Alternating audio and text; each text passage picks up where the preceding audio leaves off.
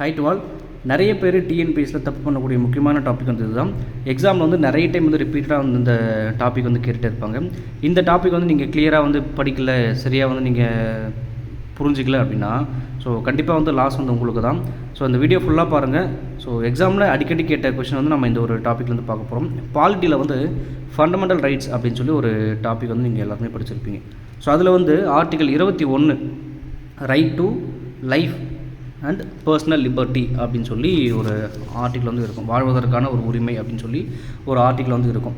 இது நம்ம ஸ்கூல் புக்ஸில் வந்து சில விஷயங்கள் வந்து பேசிக்ஸாக தான் படிச்சிருப்போம். ஆனால் லக்ஷ்மிகாந்தில் ஒரு என்னென்ன கேசஸ் வந்து நடந்துருந்துச்சு, சுப்ரீம் கோர்ட் வந்து என்னென்ன விஷயங்களை வந்து ஆர்டிகல் 21 வரும், என்னென்ன விஷயத்தை வந்து இது வந்து ஆர்டிகல் 21 கீழே வரக்கூடியது தான் அப்படின்னு சொல்லி டிக்ளேர் பண்ணாங்க அப்படின்ற விஷயத்தை வந்து தெளிவாக கொடுத்துருப்பாங்க.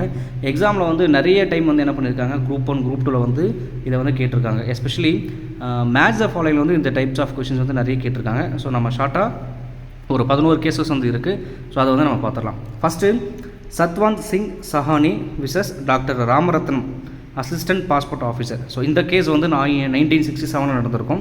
ஸோ இந்த கேஸில் வந்து சுப்ரீம் கோர்ட் வந்து எந்த ரைட்டை வந்து ஆர்டிகல் 21 இன்டெக்ரல் பார்ட், ஒரு ஒருங்கிணைந்த ஒரு பகுதி அப்படின்னு சொல்லியிருப்பாங்க அப்படின்னா right to travel abroad.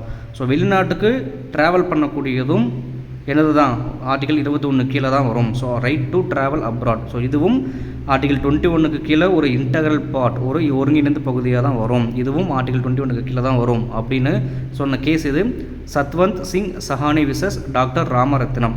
So அவர் வந்து அசிஸ்டன்ட் பாஸ்போர்ட் ஆஃபீஸர். ஸோ இந்த கேஸ் வந்து எப்போ நடந்திருக்கும், 1967 நடந்திருக்கும். சரிங்களா. ஸோ அடுத்து MH Hoskot versus state of Maharashtra. இந்த கேஸ் வந்து 1978 நடந்திருக்கும். ஸோ இது வந்து பார்த்திங்கன்னா right to free legal aid. So நம்ம இலவசமாக வந்து சட்ட ஆலோசனைகள், சட்ட உதவிகள்லாம் வாங்குகிறோம் இல்லையா. ஸோ அதுவுமே வந்து ஆர்டிகல் 21 கீழே வந்து வரக்கூடிய ஒரு இன்டெக்ரல் பார்ட் தான் அப்படின்னு வந்து இந்த கேஸில் வந்து சொல்லியிருப்பாங்க. MH Hoskot versus state of Maharashtra 1978. அடுத்து Hussainara Khatoon versus home secretary Bihar. So இந்த கேஸ் பார்த்தீங்கன்னா 1917 நடந்திருக்கும். ஸோ இதில் வந்து ரைட் டு ஸ்பீடி ட்ரையல், ஒரு வழக்கு நீங்கள் தாக்கல் பண்ணுறீங்க, அது வந்து ரொம்ப ஸ்லோவாக போகாமல் ஸோ சீக்கிரமாக வந்து விசாரிக்கணும். ஸோ அதுவுமே வந்து என்னது தான், ஒரு ரைட் டு ஸ்பீடி ட்ரையல், அதுவுமே வந்து ஒரு ஆர்டிகல் 21 கீழே வரக்கூடியது தான் அப்படின்னு சொல்லி என்ன பண்ணியிருப்பாங்க, சொல்லியிருப்பாங்க. ஸோ அடுத்து Francis Coralie Mullin versus administrator Delhi. So இந்த கேஸ் வந்து 1981 நடந்திருக்கும்.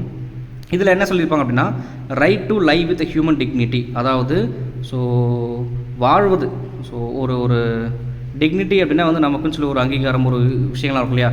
ஸோ அந்த ஒரு டிக்னிட்டியோடு வாழக்கூடியதும் ஒரு ரைட் தான் ஆர்டிகல் 21 கீழே இது வரும். அதே போல் right of prisoner to have necessities of life, ஒரு சிறை கைதி வந்து அவனுக்கு தேவையான ஒரு சில பேசிக்கான நெசசிட்டிஸோடு வாழ்வதும் என்னது தான் ஒரு ஆர்டிகல் 21 கீழே வரக்கூடிய ஒரு பகுதி தான் அப்படின்னு என்ன சொல்லியிருப்பாங்க, இந்த கேஸில் சொல்லியிருப்பாங்க.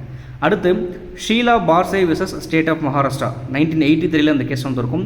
இதில் வந்து ரைட் அகெயின்ஸ்ட் கஸ்டடியல் ஹராஸ்மெண்ட், இந்த கஸ்டடியெலாம் வச்சு நிறைய டார்ச்சர் பண்ணுறாங்க இல்லையா. ஸோ இதெல்லாம் வந்து பண்ணக்கூடாது. So right against custodial harassment, so custodial ஹராஸ்மெண்ட்டுக்கு எதிராக அவனுக்கு உரிமை இருக்குது அப்படின்னு சொல்லி சொன்ன கேஸ் தான் வந்து இந்த Sheela Barse versus state of Maharashtra 1983. அடுத்து rural litigation and entitlement Kendra versus state of Uttar Pradesh. So இந்த கேஸ் வந்து 1985 நடந்திருக்கும். இதில் ஒரு டீசெண்டான ஒரு என்விரான்மெண்ட்டில் வந்து வாழக்கூடியது, இதுவுமே வந்து என்னது தான் ரைட் டு லைஃப்பில் தான் வரும், ஆர்டிகல் 21 கீழே தான் வரும் அப்படின்னு சொல்லியிருப்பாங்க. அடுத்து இந்த 7வது 8வது எக்ஸாமில் நிறைய டைம் ரிப்பீட்டாக கேட்டிருக்காங்க. சரிங்களா. எஸ்பெஷலி குரூப் 1 குரூப் 2 வந்து நிறைய டைம் கேட்டிருக்காங்க. Olga Tellis versus Bombay municipal corporation 1985 நடந்திருக்கும். வாழ்வதற்கான உரிமை, ரைட் டு லைவ்லிஹுட், டிஎன்பிஎஸ்சில் நிறைய டைம் கேட்டிருக்காங்க. அடுத்து Paramanand Katara versus union of India 1989 வந்து இந்த கேஸ் நடந்திருக்கும். இதில் வந்து எமர்ஜென்சியாக வந்து ஒரு மெடிக்கல் எய்டு வந்து நம்ம பண்ணணும் அப்படின்னா அதுக்குமே வந்து நமக்கு உரிமை இருக்குது. ஸோ டாக்டர் வந்து நீ வந்து இது இப்போ எக்ஸாம்பிளுக்கு ஒரு எமர்ஜென்சிக்கு வந்து ஹாஸ்பிட்டலுக்கு போகிறாங்க, இது நான் உங்களுக்கு பண்ண மாட்டேன்னு சொல்லி அவர் என்ன பண்ண முடியாது, சொல்ல முடியாது. ஏன்னா right to emergency medical eight அப்படின்றது ஒரு ஃபண்டமெண்டல் ரைட் தான். ஆர்டிகல் 21 கீழே வந்து இது ஒரு இன்டெக்ரல் பார்ட் அப்படின்னு சொல்லி என்ன பண்ணியிருப்பாங்க, சுப்ரீம் கோர்ட்டு இந்த கேஸில் சொல்லியிருப்பாங்க. ஸோ இந்த ஓல்கா டெல்லிஸ் கேஸும் பரமானந்த் கத்தாரா கேஸும் குரூப் 1 குரூப் 2 நிறைய டைம் வந்து ரிப்பீட்டாக கேட்டிருக்காங்க. ஸோ முக்கியமான கொஸ்டின் தெரிஞ்சு வச்சுக்கோங்க. அதே போல் ஷன்திஸ்தார் பில்டர்ஸ் விசஸ் என்கே டொமாட்டே ஸோ இந்த கேஸ் வந்து 1990 வந்து நடந்திருக்கும். ரைட் டு ஷெல்டர், ஸோ வீடு, ஸோ ஒவ்வொருத்தவங்களுக்கும் வந்து ஒரு பாதுகாப்பான வீடு இருக்கும் இல்லையா, ஸோ வீடு இருக்கக்கூடிய உரிமையும் ஒரு ஃபண்டமெண்டல் ரைட் தான். ரைட் டு ஷெல்டரும் வந்து ஒரு ஆர்டிகல் 21 கீழே வரக்கூடிய ஒன் ஆஃப் த ரைட்ஸ் தான் அப்படின்னு சொல்லி சுப்ரீம் கோர்ட்டை டிக்ளேர் பண்ணியிருப்பாங்க. அடுத்து KS Puttaswamy versus union of India. So இந்த கேஸும் எக்ஸாமில் நிறைய டைம் கேட்டிருக்காங்க. ரைட் டு ப்ரைவசி, ஒவ்வொருத்தவங்களுக்கும் ஒவ்வொரு ப்ரைவசி இருக்கும். ஸோ அதுவுமே வந்து அவங்களுக்கு வழங்கப்பட்ட ஒரு ஃபண்டமெண்டல் ரைட் தான். ஆர்டிகல் 21 கீழே வந்து இது வரும் அப்படின்னு சொல்லி என்ன பண்ணியிருப்பாங்க, இந்த கேஸில் சொல்லியிருப்பாங்க. அடுத்து common cause, registered society versus union of India 2018. So இந்த கேஸில் வந்து ஒழுக்கத்தோட ஒரு டிக்னிட்டியோட வந்து சாகக்கூடிய உரிமை வந்து இருக்குது அப்படின்னு சொல்லி இதில் வந்து சொல்லியிருப்பாங்க. இதில் வந்து ஸ்பெசிஃபிக்காக வந்து பேசிவ் எத்தனாசியா அப்படின்னு சொல்லி ஒரு டேர்ம் கொடுக்குறாங்க, ஒரு கான்செப்ட். நீங்கள் ரொம்ப இன்டெப்த்தெல்லாம் போக வேண்டாம். ஸோ இந்த பேசிவ் எத்தனாசியா அப்படின்ற சிச்சுவேஷனில் மட்டும் right to die with dignity அப்படின்ற ஒரு விஷயம் சொல்கிறாங்க. ஸோ ஒரு டிக்னிட்டியோடு இறக்கக்கூடிய ஒரு உரிமை வந்து இருக்குது மக்களுக்கு அப்படின்னு சொல்லி இந்த கேஸில் வந்து சொல்கிறாங்க. Common cause versus union of India 2018. So இதில் வந்து இந்த 7வது 8வது அப்புறம் 10வது 11வது நிறைய டைம் குரூப் 1 குரூப் 2 வந்து ரிப்பீட்டடாக கேட்டிருக்காங்க. எவ்வளோ கொஸ்டின்ஸ் கேட்டிருக்காங்க மேத்ஸ் ஃபாலோயிங்கில். ஸோ இதை வந்து பார்த்துக்கோங்க. இந்த டாபிக் வந்து நீங்கள் கண்டிப்பாக படிச்சிருக்க மாட்டீங்க. லக்ஷ்மிகாந்த் புக்கில் படிக்கிறவங்க படிச்சிருப்பீங்க. அதை தான் நிறைய பேருக்கு வந்து இந்த டாபிக் வந்து நீங்கள் படிச்சிருக்க மாட்டீங்க. இந்த டாபிக் வந்து நீங்கள் பார்க்கல அப்படின்னா கண்டிப்பாக வந்து லாஸ் உங்களுக்கு தான். ஏன்னா டிஎன்பிஎஸ்சியில் நிறைய டைம் ரிப்பீட்டான ஏரியா அது, சரிங்களா?